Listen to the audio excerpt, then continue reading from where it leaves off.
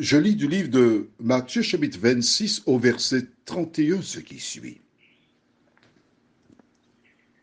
Alors Jésus leur dit, je serai pour vous tous cette nuit une occasion de chute, car il est écrit, je frapperai le berger et les brebis du troupeau seront dispersées. Prions. Notre Seigneur et notre Dieu, à travers cette déclaration, tu parles. Nous essaierons de décrypter les différents messages que tu nous laisses. Seul ton esprit pourra nous éclairer dans ce domaine. Nous te remercions déjà pour cela, au nom de Jésus et pour ta gloire éternelle. Amen. Nous allons revenir à cette référence, mais je voudrais t'inviter à aller avec moi dans Matthieu chapitre 4. Matthieu chapitre 4. Je voudrais appuyer ce que je t'ai toujours dit. Quand Jésus se retrouva dans le désert pour prier, au terme de 40 jours, le tentateur vint pour le tenter. Mais Jésus répondra à la première tentation, verset 4. Jésus répondit, il est écrit, l'homme ne vivra pas de pain seulement, mais de toute parole qui sort de la bouche de Dieu. L'ennemi revint avec une deuxième tentation. Jésus répond, verset 7. Jésus lui dit, il est aussi écrit, tu ne tenteras point le Seigneur ton Dieu.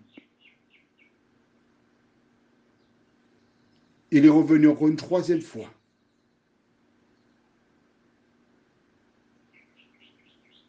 Au verset 10, Jésus lui dit, retire-toi, Satan, car il est écrit. À 3 reprises, Jésus chassa Satan par il est écrit. Beaucoup de personnes pensent que ce sont là les seules tentations de Satan. Mais ça, c'était une entrée en matière.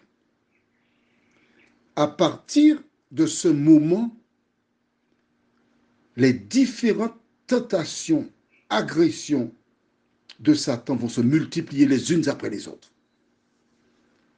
Mais Jésus, le sachant, il commence par informer, rappeler à ses disciples quelque chose d'important. Il leur dit, il est écrit, je frapperai le berger et les brebis du troupeau seront dispersées. Il annonce déjà qu'il y aura quelque chose de terrible qui arrivera, qui provoquera la séparation, qui seront dispersés, que Jésus sera seul. En le disant là, il préparait ses disciples. Il ne voulait pas qu'ils soient pris au dépourvu.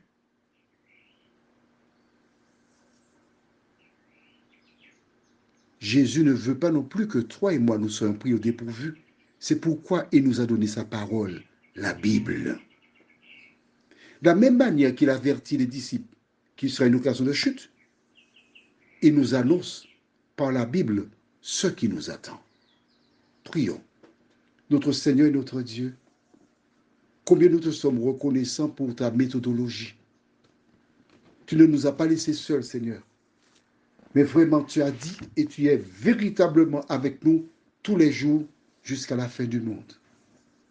Merci de continuer de nous éclairer, Seigneur. Merci, Seigneur, de nous diriger et que ton esprit ramène à notre mémoire ce que nous lisons, nous t'en prions, au nom de Jésus et pour ta gloire éternelle. Amen. Je te souhaite une bonne journée.